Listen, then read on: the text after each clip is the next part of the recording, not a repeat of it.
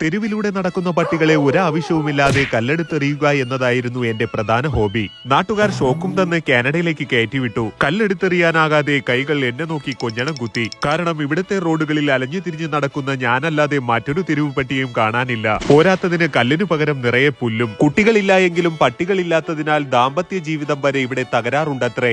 കോട്ടും സൂട്ടും കുട്ടിയുടുപ്പും വാഹനവുമൊക്കെയായി ഈ പാവപ്പെട്ട മാമനേക്കാളും പൊളപ്പൻ സെറ്റപ്പിലാണ് ഇവന്മാരുടെ ഇവിടുത്തെ ജീവിതം. കാനഡയിലെ പട്ടികളില്ലാത്ത വീടും നാട്ടിലെ ഇറച്ചി വാങ്ങാത്ത ഞായറാഴ്ചയും ഒരുപോലെയാണെന്ന് പണ്ഡിതൻ വാസു പണ്ട് പറഞ്ഞിട്ടുണ്ട്. ഇവിടുത്തെ പ്രധാന ആചാരം ഇവരെ അപ്പിയിടാനായി കൊണ്ടുപോവുക എന്ന ചടങ്ങാണ്. അപ്പിയെ പിന്നെ അപ്പി എന്നല്ലാതെ ബോംബെ മുട്ടായി എന്ന് പറയാൻ കഴിയില്ലല്ലോ. കാഴ്ചയിൽ നിലത്തു വീണ പാക്ക് നുള്ളിപ്പറക്കുന്നതാണെന്ന് തോന്നുമെങ്കിലും സംഭവം നേരത്തെ പറഞ്ഞ സാധനമാണ്. ഇതെല്ലാം നുള്ളിപ്പറക്കി കെട്ടിപ്പൊതിഞ്ഞ് കവറിലാക്കി പ്രത്യേകം പറഞ്ഞിട്ടുള്ള സ്ഥലത്ത് നിക്ഷേപിക്കണം. ആഹാ, എന്തു മനോഹരമായ ആചാരം! ഇതായിരുന്നു വാസുവണ്ണൻ സ്വപ്നം കണ്ട കാനഡ. പലതരത്തിലുള്ള പാർക്കുകൾ കണ്ടിട്ടുണ്ടെങ്കിലും പട്ടികൾക്ക് വേണ്ടിയുള്ള ഒരു പാർക്ക് ആദ്യമായിട്ടാണ് ഞാൻ കാണുന്നത്. കൂട്ടുകാരുമൊത്ത് ഓടിയും ചാടിയും ആർത്തുല്ലസിക്കാൻ ഇവിടെ ഒരുക്കിയിട്ടുള്ള സംവിധാനം എന്നെ അക്ഷരാർത്ഥത്തിൽ ഞെട്ടിച്ചു കളഞ്ഞു. ഇതിനിടയിൽ അതും സംഭവിച്ചു. ഒരു മുത്തം തരാൻ പാടില്ല എന്നൊന്നും എന്റെ ഉപ്പാപ്പ പറഞ്ഞിട്ടുണ്ടാവില്ലല്ലോ.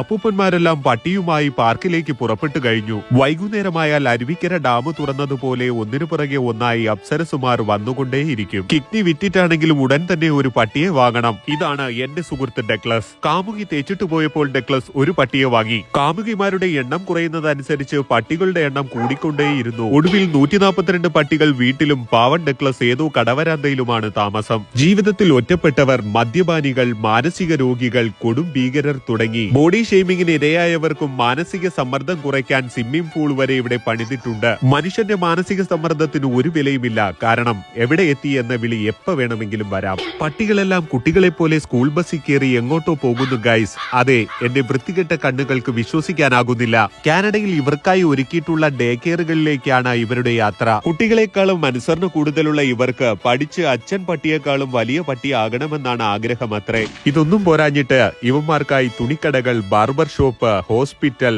ബേക്കറി, എന്തിന് റോഡ് സൈഡിലെ തട്ടുകട വരെ സെറ്റ് ചെയ്തിട്ടുണ്ട്. ഒരു കല്യാണം കൂടിയായാൽ എല്ലാം പൂർത്തിയായി. എന്തൊക്കെ ഉണ്ടെങ്കിലും ഒന്ന് ഉറക്കെ കുരയ്ക്കാനോ ആരെയും കടിക്കാനോ അനുവാദമില്ല. എന്നാൽ പിന്നെ ഇവർക്ക് വല്ല ഇരുതലമൂരിയോ നക്ഷത്രയാമയോ വളർത്തി 10 രൂപ ഉണ്ടാക്കിക്കൂടായിരുന്നോ? ഇനി ഒരു തുണി ഉടുക്കാത്ത സത്യം ഞാൻ പറയാം. കാനഡയിൽ പട്ടികളെ ഇങ്ങനെ നടത്തിക്കാനായി കൊണ്ടുപോകുന്നത് ഒരു ജോലിയാണ്. കൊമേഴ്ഷ്യൽ ഡോഗ് വാക്കർ എന്നാണ് ഈ തസ്തികയുടെ പേര്. മണിക്കൂറിന് $25 അഥവാ നാട്ടിലെ 1500 രൂപയാണ് ഇതിന് കൂലി ലഭിക്കുക. പിന്നൊന്നും ആലോചിച്ചില്ല, പട്ടികളുടെ ലോകത്തിലേക്ക് ഞാൻ കുതിച്ചു ചാടി. പന്ന നായിന്റെ മക്കൾ ചുണ്ടുപോലും വെറുതെ വിടാതെ പൊറോട്ട പോലെ കടിച്ചു കീറി. ഇവന്മാർ ഇംഗ്ലീഷ് മീഡിയം ആയിരുന്നെന്ന് ആരും പറഞ്ഞില്ല ഗായ്സ്.